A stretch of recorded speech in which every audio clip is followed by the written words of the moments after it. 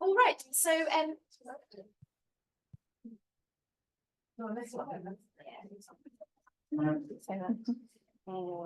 okay, so I'd just like to introduce our next speaker, who is Yohanna Sallberg, and she is going to talk to us about working with stakeholders and achieving impact. So I'll pass it over to you, Yohanna. Thank you so much.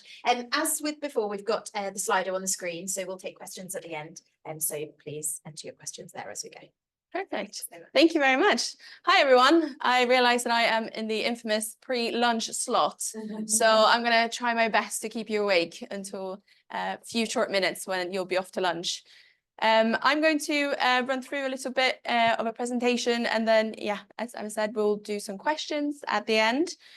Just a little caveat, of course, as a employee of the House of Commons, I'm completely impartial. We're currently in a general election time period, so please do not ask me what I think is going to happen or what my preferred outcome is, because of course I do not have a view. Right. But thank you very much to Kath and to all of you for having me here today. So I'm going to talk a little bit about how Parliament engages with stakeholders, and specifically then academic stakeholders. So my name is Yohanna Sallberg, and for the last about 2.5 years, I've been the second clerk to the Health and Social Care Select Committee. So during that time, I have been working on something called the Independent Expert Panel with Jane and with Kath, which if you want to know more about, 20 minutes would never be enough. So, you know, grab me at lunch. But during that time, we've engaged specifically with researchers and academics to sort of pull in the most up-to-date and best research we can to inform the panel's work. So that's kind of prompted us to do a bit more like this. And then also, of course, the influence of Kath has really sort of boosted us in being more proactive in talking to academics. So I will begin by briefly setting out what Parliament is, just really sort of basic outline there, and then what select committees are, how they work, and then we'll move on to look at engagement opportunities. So, how do I?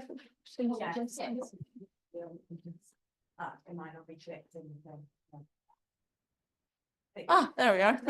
My opening slide. Yes, very nice. Okay. So, what is the difference between government and Parliament? And just to say that it's fallen off my slide here, but of course we have two houses in the Houses of Parliament. So the first one, House of Commons, is made up by MPs elected after the general election. And what's not there is the second house, which is the House of Lords, where you're selected to serve, and you do so for the rest of your life. And so the House of Lords is unaffected by elections, as the House of Commons is, because the members of those houses, as they are there for life. And the House of Commons currently doesn't exist. We're waiting for it to be formed again after the 4th of July. And then each constituency will be returning one representative to sit in the House of Commons. And then through various sort of mechanisms, procedures, committees, both those houses hold the government, which is the executive, to account. So you as academics and researchers have loads of opportunities to fit into what the Houses of Parliament does. So what we're going to talk about now is inquiries, which is what select committees do when they run sort of big investigations into areas of interest or areas where the government is doing more or less well. And they usually, as part of that inquiry process, they also run roundtables where they want to hear from people who have that specific expertise, and also in form of written and oral evidence during the actual sessions. We'll also be looking at post-fellowships, which also Kath can fill you in on with sort of lived experience, and also engaging with the knowledge exchange units.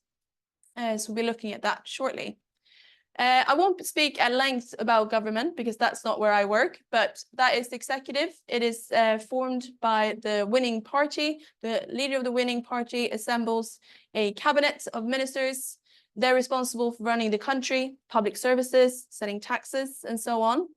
And there's also plenty of engagement opportunities here, which I won't go into very much information can be found on gov.uk, but usually it will be sort of leading up to formulation of new legislation or various consultations where you have an opportunity to feed in. So what is a select committee? So a select committee is a group of cross-party cross-party MPs, which means that they're both from the government party, from the opposition parties, and the amount of seats they get on a select committee represents the amount of seats they won in the general election. So in the previous parliament, we would have about 10 Conservatives, about 5 or 6 Labour, and possibly 1 SNP or Lib Dem. Members can seek to be on the committee. They can sort of go to their whips, who are sort of the business managers in each party who run the parliamentary party in Westminster, and say, I really interested in defence. Please put me on the select committee. Or there might be an open spot and the whips say, you know what, you'd be very good. And then they place them there. So what we're waiting for now with the election is that once the election results are in, the chairmanships or chairwomanships of the committees will be sort of divvied out between different parties. So the party that wins the majority and goes into government, they will have sort of dibs on the top ones. So and then the rest of them will sort of be negotiated out. Once that's set, the chairs will be elected to each of those positions. It's a secret ballot, the whole house. And then once that's in place, then the committees can be formed. So this usually takes a little while after a general election. So yeah, it might be sort of until after the summer, possibly, before that's set up. But select committees then, they do these investigations called inquiries. They take evidence, they hold evidence sessions, they go on visits, and they do this in sort of the topic areas that they want. But so how many are there? So in the House of Commons, it's more sort of rigid in the structure that each committee sort of mirrors a government department. So if the government department changes, the select committee changes. So one example now is the Department for Levelling Up Local Communities and Housing. That changed name, so then the committee changes name, and sometimes it changes sort of areas of responsibility, then the select committees do as well. And there's also a few sort of ad hoc ones. So one of those is the Environmental Audit Committee, which looks at each department, how they are doing on sort of their environmental track record. And there's also a few that are sort of looking at more wider constitutional reform, for example. And a few then focus on legislation. In the House of Lords, select committees are much wider in topic. So they will have sort of Public Services Committee, which can encompass almost everything. And they will do sort of wider ranging inquiries, usually lasting for about a year, whilst select committee inquiries in the Commons can be a bit shorter than that as well. But the best way to know sort of what committees there are, what they're doing, what they're planning to do, is to have a look at the parliamentary website. It's new and rebranded and it looks fabulous. And it has all the committees listed and very easy to navigate. And it also links to the committee's X accounts. We're sort of transitioning into using a bit of Instagram as well, but the X accounts is usually where sort of the announcements are made. So if you do have one of those accounts, go in and follow the committees that you're interested in. You'll be kept up to date with what they're doing. Some of them also have newsletters, so you'll find that on their website, and then you can subscribe to those there. So looking at the inquiry process of a select committee, for one reason or another, the members decide on an inquiry topic. This can be during one of their regular conversations where they say, what's up and coming in transport? And then one of them says, well, what about this? Or it could be that they hold a big sort of exercise where they say, what should we look into? An example of that is the Health and Social Care Select Committee, which did sort of a Dragon's Den style inquiry launch where they said, we want to look at prevention in health and social care. What should we focus on? And then they made this huge long list and decided on 10 topics. Because the election happened now in July, they didn't quite get to the end of that long list, but of course that is still there. And perhaps the new committee would like to have a look at that. We'll see. Another way of sort of influencing at this point as well if there is something that you would like to draw to a specific committee's attention, is to email them and say, this is my idea, this is what you could look at, and this is who you could hear from. Then that will be kept, and when they have sort of future program discussion, they will sort of take those things out. So if you think there's something that they're missing, they're always sort of open to having those ideas sent to them. But so once an inquiry topic then has been decided on, they formulate something called the terms of reference. The terms of reference is sort of like a long list of questions of what they want answered with this investigation. What is it that we want to find out? What is it that we're unsure of? Where is it that we don't have complete information or evidence where we really need to get some more? So these are key. If you're ever providing written evidence to a committee, make sure that they're centered around these, because the committee will be focusing on those. Absolutely, you can mention sort of maybe briefly, oh, and by the way, this would also have been good to look at, but this is what they want to know. So by focusing on that, you know that it's going to sort of maximize its usefulness for the committee. Once that's done, that's launched, and they say, hey, we're doing an inquiry into this, and these are our terms of reference. Please send us your written evidence for us to draw upon in this inquiry. Then all of those are analyzed, and the committee starts planning its oral evidence sessions. Sometimes it could be sort of a one-off session, 3 panels, 1 day, very quick. Sometimes it can go on for years. A recent inquiry I worked on was the assisted dying, assisted suicide inquiry, and that ran for about a year worth of evidence sessions and visits. So that was a very long spanning one. And I also did one following up on Baroness Cumberledge's review, and that was a 1 session thing. So they can differ in length. But once you get to the end of that process, all of that evidence that's been taken either during oral evidence sessions, visits, written evidence, surveys, roundtables, any sort of engagement they've done with experts and people with a lived experience, that's then summarized and published in a report with some recommendations and conclusions. It doesn't always have to be a report. We've done letters in the past. They're a bit quicker to get out, perhaps, and we've done sort of summaries called shorthands. So there's various ways that they can present what they come out with. But usually what you end up with is that they say, this is the problem, we've concluded this, and this is what we recommend. So another thing to think about as well, if you are providing written evidence, is perhaps to suggest what some of those recommendations should be. You say, based on my extensive research and my academic career, or perhaps my practical career, this is what I think that you should be recommending.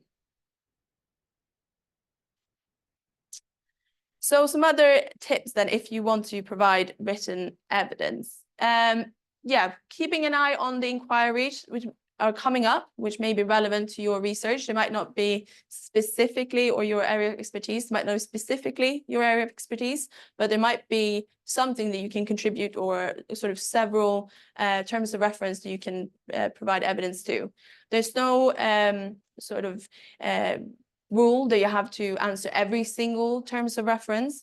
If you can answer a few of them and just say that at the start, sort of this section here about social care is my area of expertise, and I'm going to answer those, but not the others, then that's absolutely fine. And something that's I always struggle with is sort of being concise, making sure that you get from A to B as quickly as possible to give that person who's reading it the best possible sort of overview of what it is that you're trying to say. If they want you to sort of expand on that, if they want more information, they'll ask for it. So being concise and clear, writing it for a non-specialized audience, that's sort of key to make sure that it's easy to engage with. And that also is then connected to sort of having a good structure for your submission. You can go in and have a look at any committee, any written evidence that they've ever published is all available online. You can have a look through a few of those and see sort of which ones are easier to follow. It's usually the ones that sort of start with a bullet point summary. This is what I'm going to say, and these are my key conclusions and recommendations, and then clearly set out. So it's clearly signposted. Very, very key as well that it's sort of footnoted or sourced so that they know that what you're saying is not just sort of your view, which is also really, really good. But if there's sort of stats or anything like that, just back that up with it's taken from here, or I've analyzed it using this NHS digital data, something like that. And yeah, then the key thing as well that we said before, the terms of reference, super key to focus on those and make sure that you're answering the questions that the committee wants answered.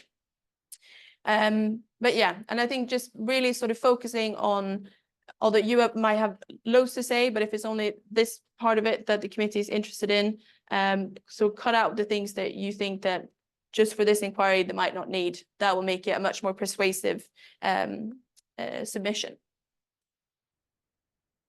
So now I'm going to turn just very briefly to speak about POST and KEU, which are two sort of key bodies within the House of Commons Select Committee team, or House of Commons more widely, where you can engage as a academic or an expert. So POST is a research and knowledge exchange service in Parliament. They produce these huge briefings on current or emerging topics, which are peer reviewed. So they're always looking for experts to sort of help peer review as well. And they work really to ensure that MPs and peers have the best possible evidence in front of them to draw upon as they're doing their work. So it's not just for select committees, but more widely for their work sort of in debates or in constituency work. So it's just to provide that sort of really good research basis. And they run a number of fellowship schemes in association with other bodies such as NIHR. Through Kath, I can talk through that a bit more. They can last anything from 3 months to a year or 2.5 years, you know, so it's quite flexible and sort of be done on a business need basis. And within POST, we then have KEU, which is the Knowledge Exchange Unit. And they support the exchange of information and expertise between researchers and Parliament. They sort of build a network with people who are interested in supporting Parliament or working with Parliament. And these slides will be available because these are all hyperlinked. So there's some online resources on their website about how you can engage, and also sort of videos of sessions that they run with academics and experts about how to engage.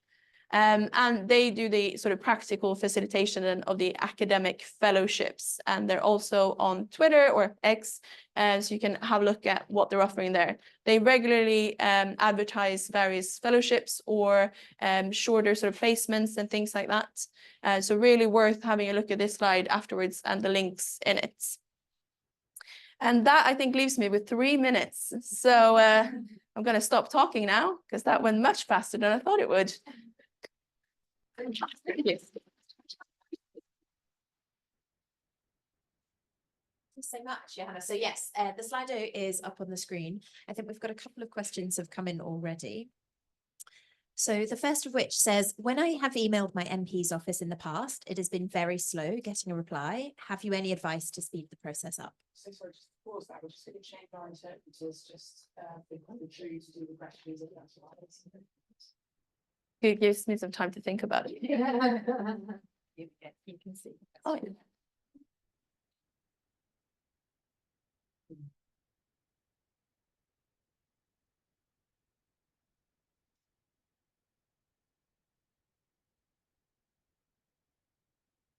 Johanna, let me ask you another